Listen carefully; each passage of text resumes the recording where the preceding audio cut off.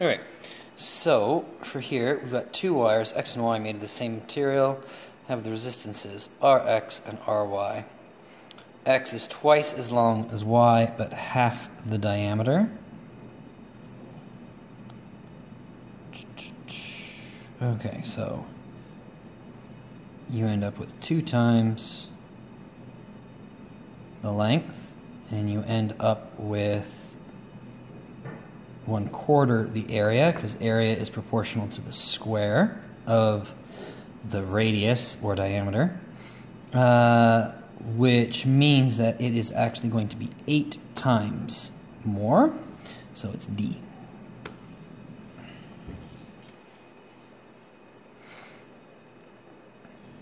So resistance of a metallic conductor increases with temperature because at higher temperatures the amplitude of the vibration of the lattice ions increases. C.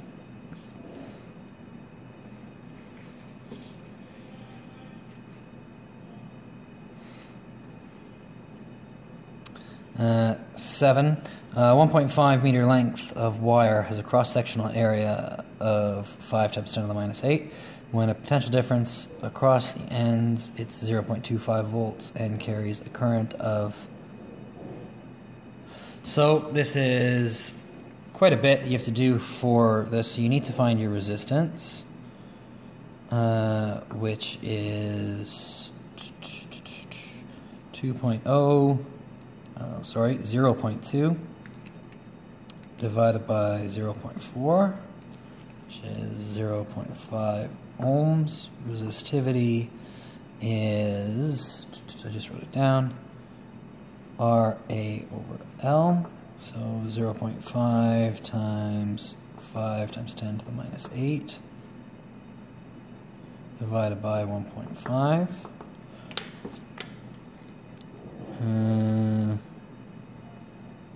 0.5 times 5,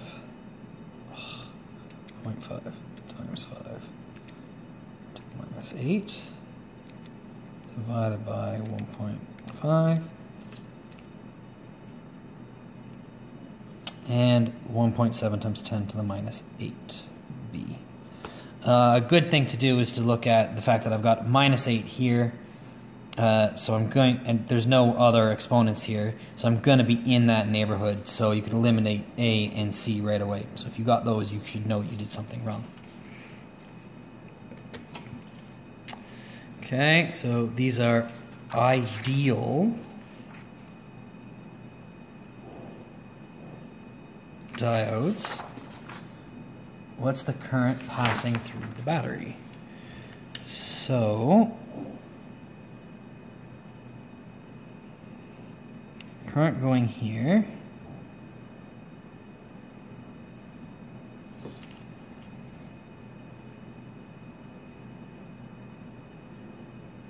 current can't flow in this direction because it's blocked off, so this is essentially an infinite resistor.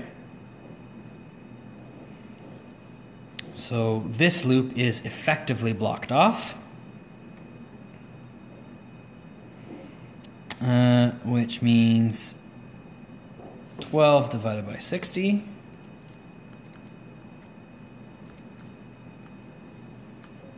.2 amps, which is C.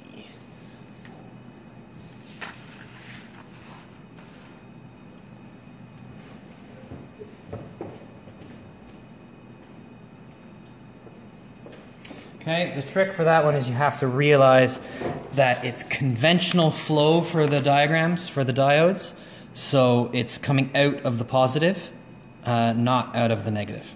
So conventional flow for circuit diagrams. We know that physically it's the electrons that are flowing, but it is conventional flow for circuit diagrams.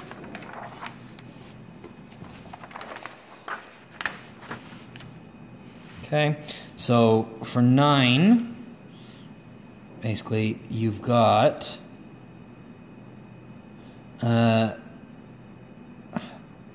three loops. You've got those in series,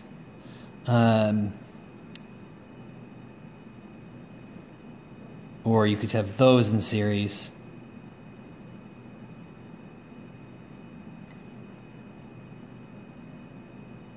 No, what am I talking about? Okay, so that's in parallel. Okay, so that is essentially a 1 ohm resistor, because 2 and 2. So now it's this.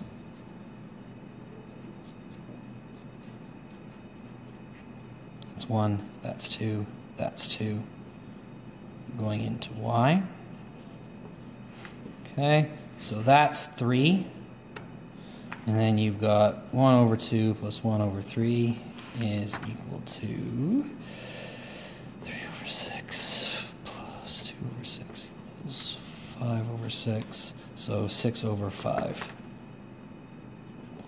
R, which is 1.2. B.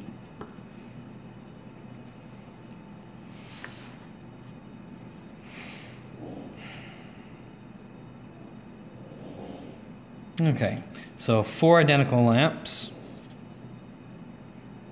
1 lamp fails, after which the voltmeter reads 2 volts.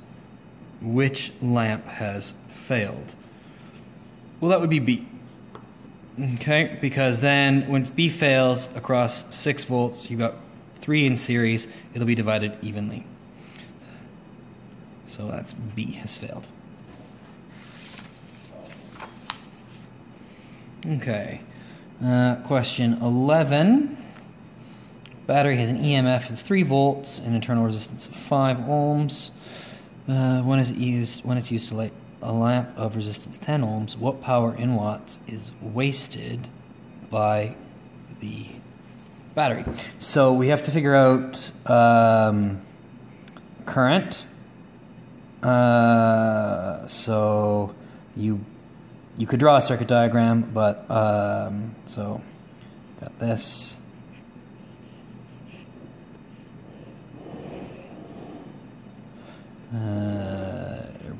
Bulb, which is 10 ohms. This is 5 ohms, and this is now an ideal 3 volts. Okay, I equals V over R. R is 5 plus 10.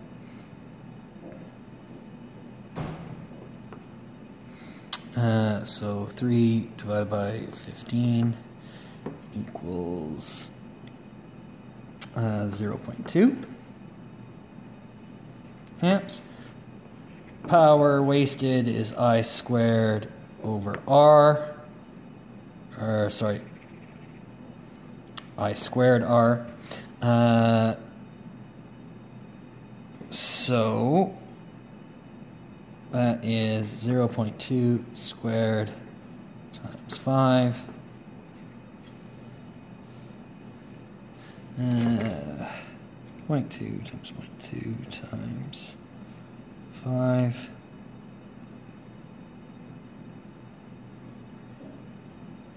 is 0.2 watts. I'm just going to go and double check that I haven't misled us yet.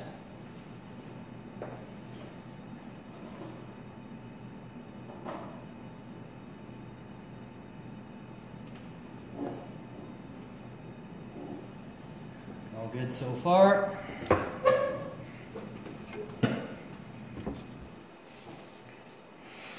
Okay, 12. 10 volt cell of negligible resistance. Voltmeter of resistance 400 ohms and 2 resistors are connected as shown. Well, that's a terrible voltmeter to use.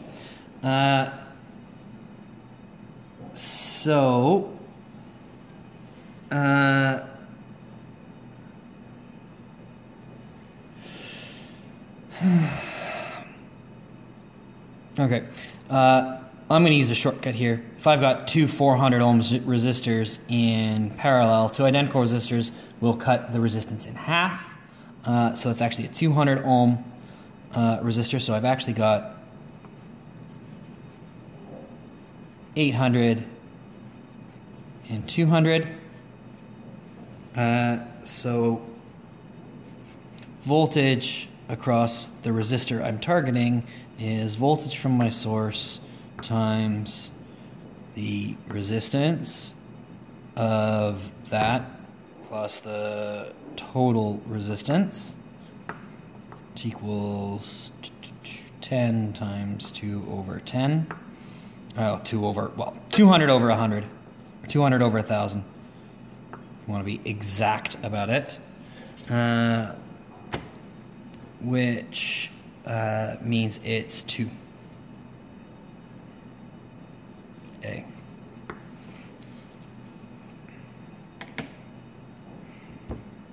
So the key there was to realize that it's not an ideal voltmeter.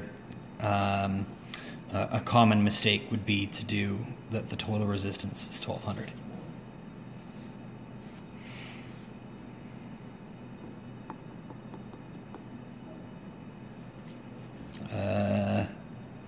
Current is I equals charge over time, Q equals NE.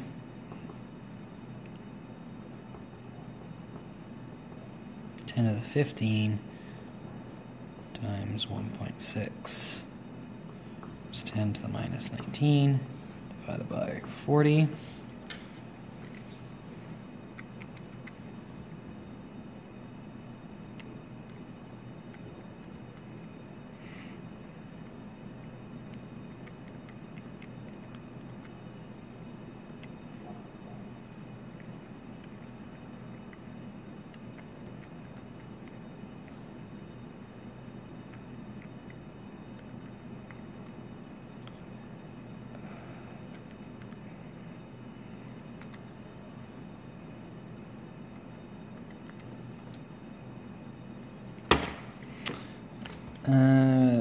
I got 3 times 10 to the minus 5, which is C. Which makes sense because in cathode ray tubes you do get very small currents. And for D, which graph shows how the resistance per unit length R of a wire varies with the diameter of the wire. It's not going to be a straight line because it's proportional to the radius, proportional to the area, which is proportional to the radius squared. And it will decrease because as you get a larger diameter, you have less resistance, you have less area, so it should be D. I'm just going to double check my last answers are correct.